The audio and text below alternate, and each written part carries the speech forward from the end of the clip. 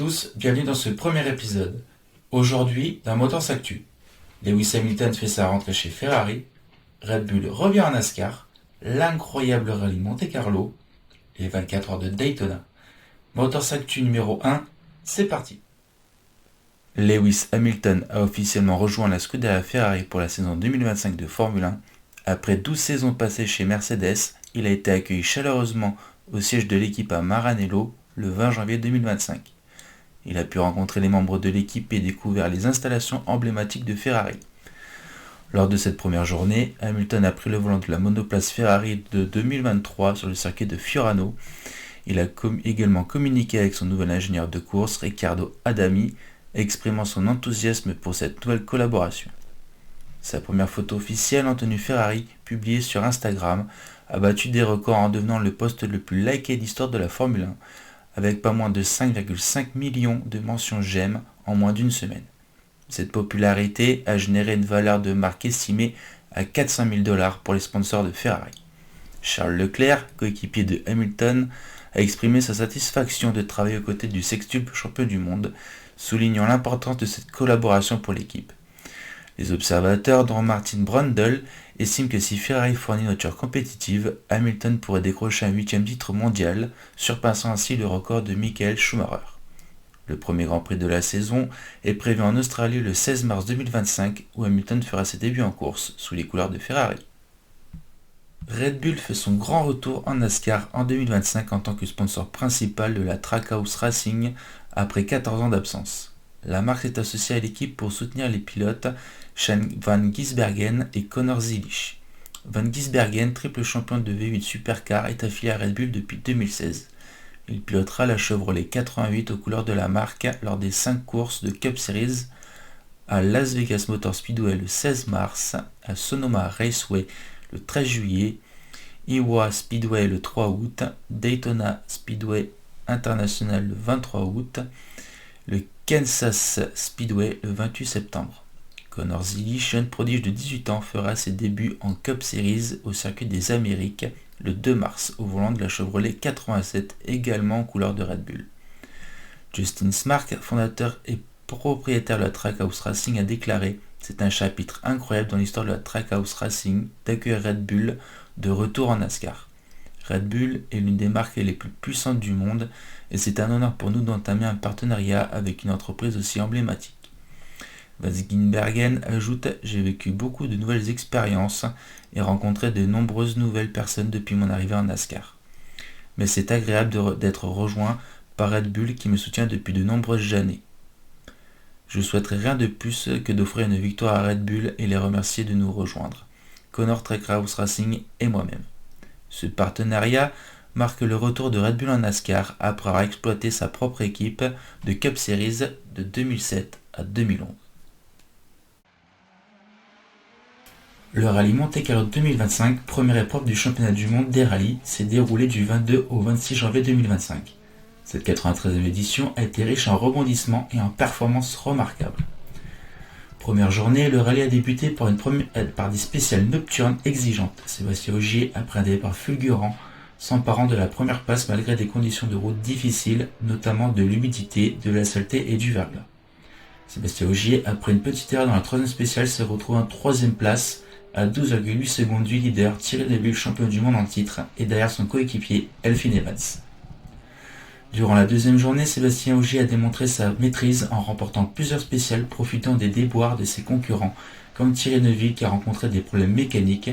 Suite à une sortie de route le matin, il endommage la suspension arrière gauche de sa voiture et subit une crevaison.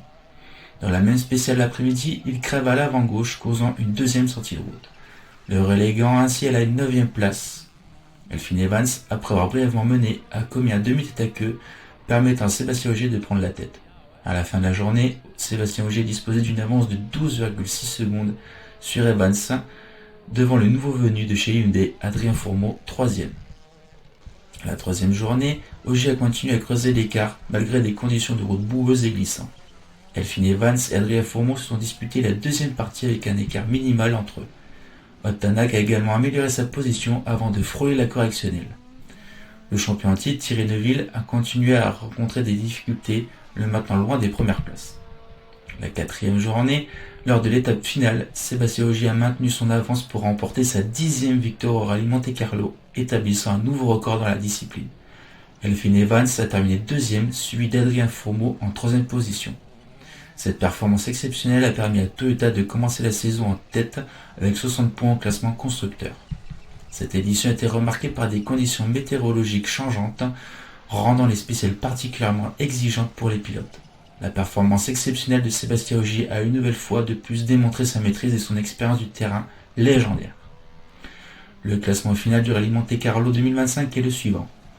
Vainqueur Sébastien Ogier sur Toyota Gazoo Racing, suivi de Elfyn Evans sur Toyota à 18,4 secondes, Adrien Fourmeau sur Hyundai à 25,9 secondes, Kaile Rovanperä 4ème sur Toyota à 54,3 secondes, et Ott Tanak pour compléter le top 5 sur sa Hyundai à 59 secondes.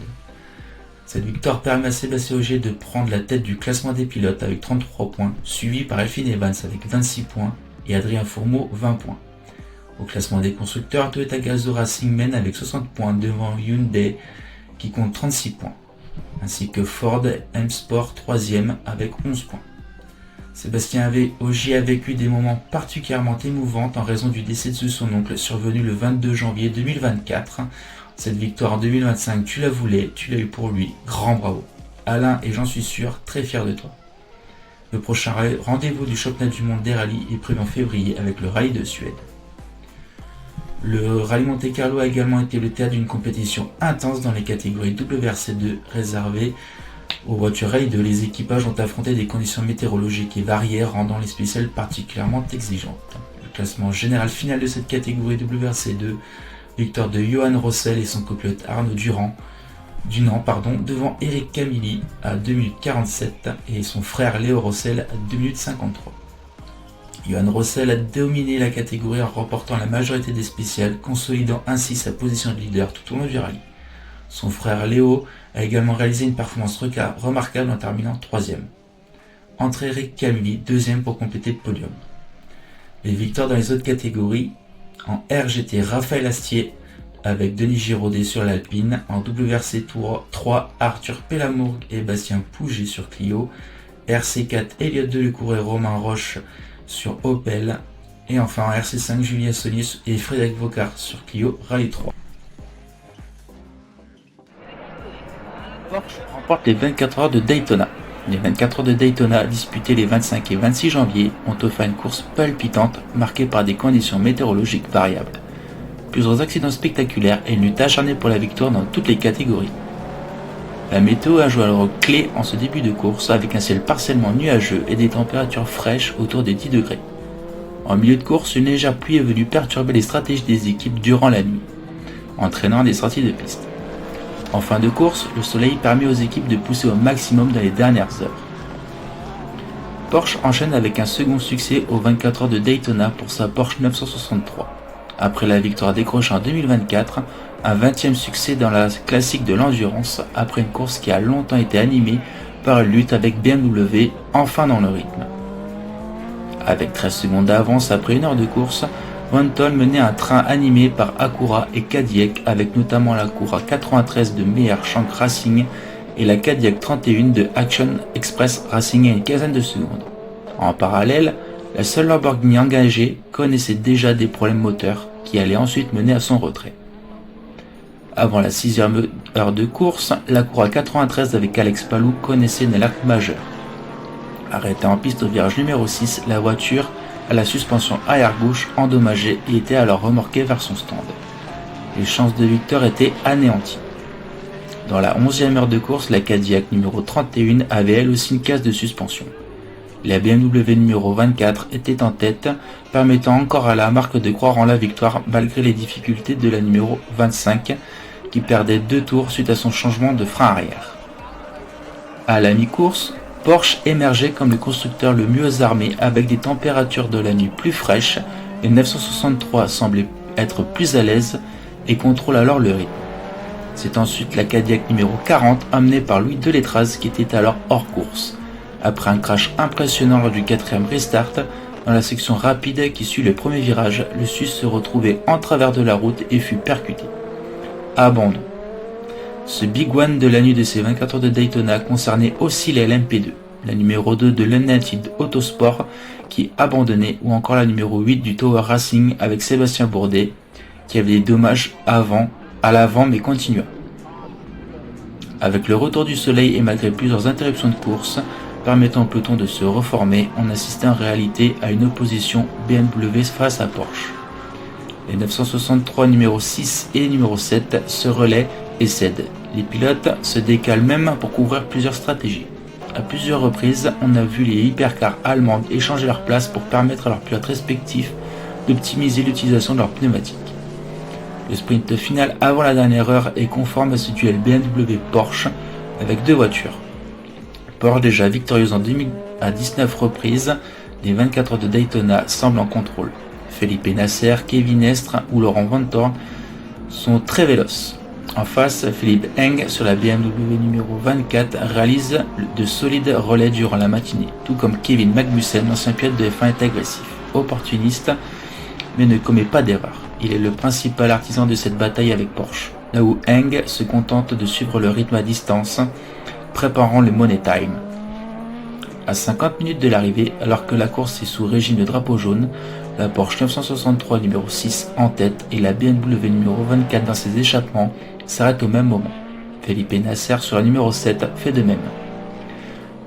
Le dernier arrêt de l'épreuve à la relance à 36 minutes du drapeau à damier, tout permet d'envisager un sprint intense. Mais la BMW ne fera pas partie. La carrosserie avant gauche est abîmée après un contact avec Mac Campbell sur la Porsche de tête. Déjà sujet à des vibrations, la carrosserie est largement touchée et empêche le pilote de passer à la chicane Le Mans et décide de rentrer pour effectuer des réparations. La lutte entre la Porsche 963 est intense pour la victoire. Felipe Nasser prend les commandes sur la numéro 7 à 22 minutes du but. Matt Campbell sur la numéro 6 devant capituler. Un duel fratricide observé par Tom Blomqvist revenu 3ème sur son Acura numéro 60. Il est alors le seul au contact des deux Porsche 963. Il espère et passe à un peu plus de 3 minutes du but.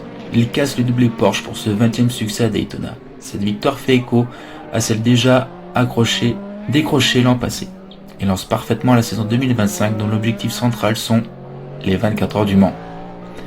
La 63e édition des 24 heures de Daytona a une fois de plus démontré pourquoi cette course est l'une des plus prestigieuses du monde.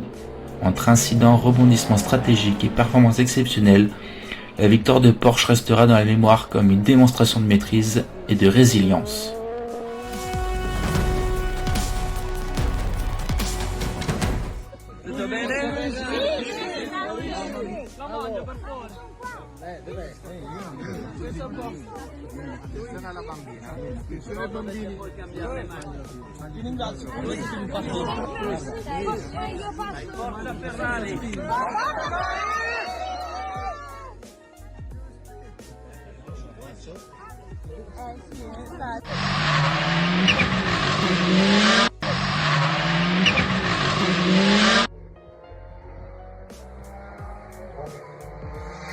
Il est au ralenti.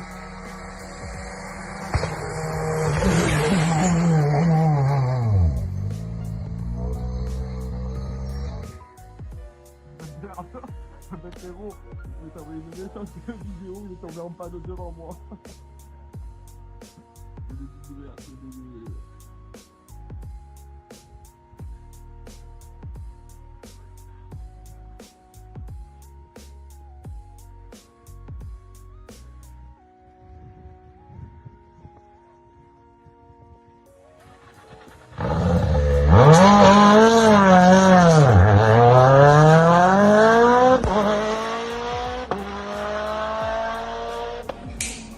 Allez, un petit avis à la Danos.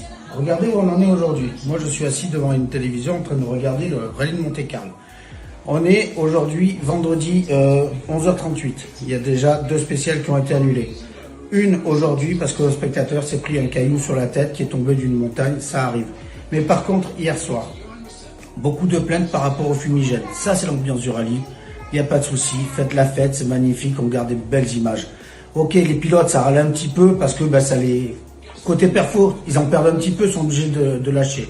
Par contre, les images, spectateurs allongés dans la corde, spectateurs qui roulent par terre et qui courent derrière les voitures dans les épingles. Non, ça, vous déconnez les gars.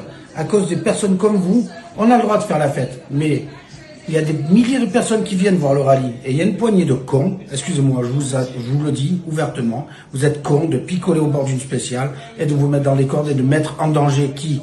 Votre vie. Mais le pilote qui arrive, il n'a rien demandé de vous écraser. C'est lui qui va être emmerdé derrière. Donc soyez raisonnable.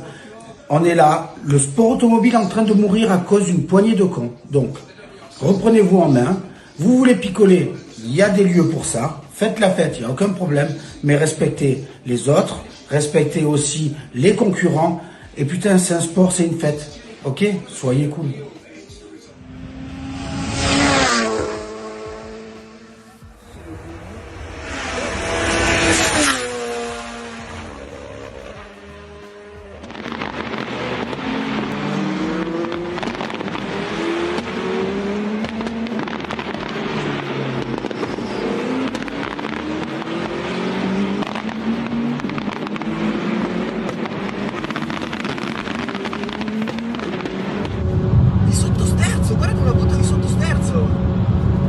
A 140 all'ora sto facendo questa cosa. Ma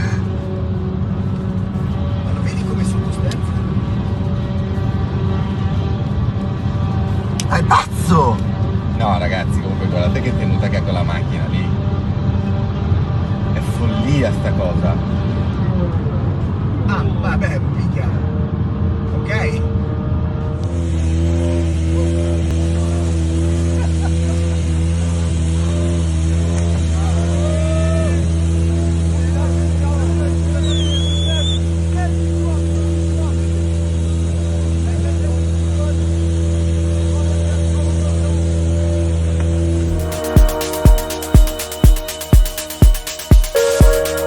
Et on poursuit avec cette belle histoire de la semaine. Revenons quelques jours en arrière. On vous a présenté Guillaume en début de semaine, atteint de la myopathie de Duchenne. Il a pu rencontrer une de ses idoles, Sébastien Ogier. C'est un ami d'enfance du pilote, Kylian Alix Bigot, qui a pu permettre au jeune homme et à son père d'assister aux essais du constructeur Toyota dans le département des Hautes-Alpes à l'approche du rallye Monte-Carlo. Les deux bas alpins ont pu échanger en toute intimité et en toute simplicité avec le champion local pour leur plus grand bonheur. Suite à cette belle rencontre faite durant les essais de Sébastien Ogier, Guillaume et son papa Vincent ont été conviés durant une journée pendant le rallye Monte-Carlo au sein de la structure Toyota pour leur plus grand bonheur. Merci infiniment à Toyota Gazoo Racing et à la famille de Sébastien Ogier d'avoir pu permettre à Guillaume et son père d'avoir passé une magnifique journée.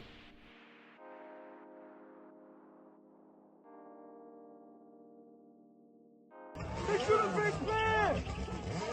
Oh mais qu'est-ce que tu fais?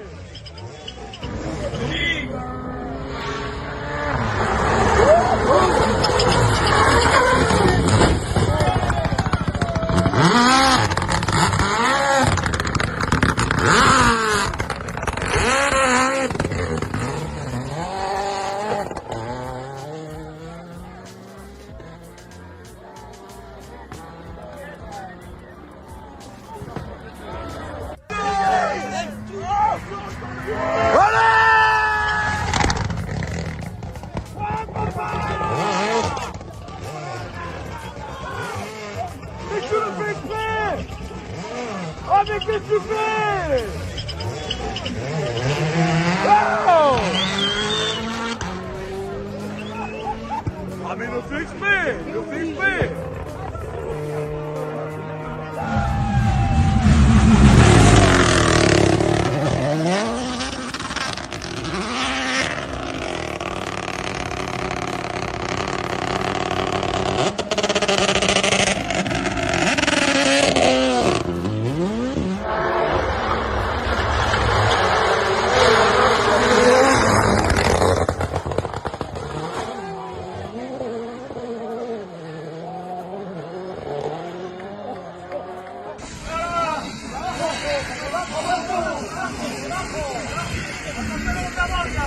¡Al escape! ¡Al escape!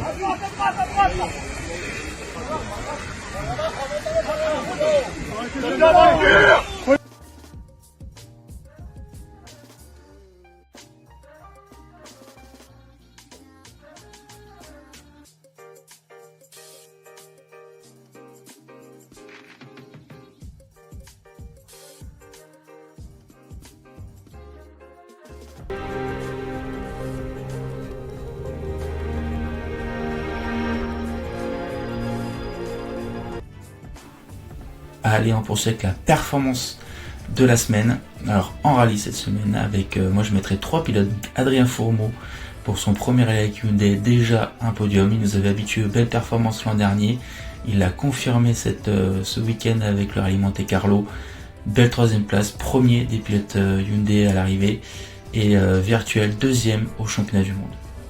Ensuite Léo Rossel, premier rallye Monte Carlo, 3e place, premier podium avec son frère. J'espère qu'il y en aura d'autres tout au long de l'année. Félicitations à eux.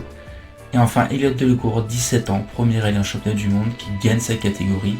Il fallait le terminer, il fallait le faire et il l'a fait. Bravo Elliott. Et voilà, c'est déjà la fin de ce premier épisode de Motors Actu. J'espère que ça vous aura plu. On se retrouve la semaine prochaine pour les nouvelles actualités du sport automobile.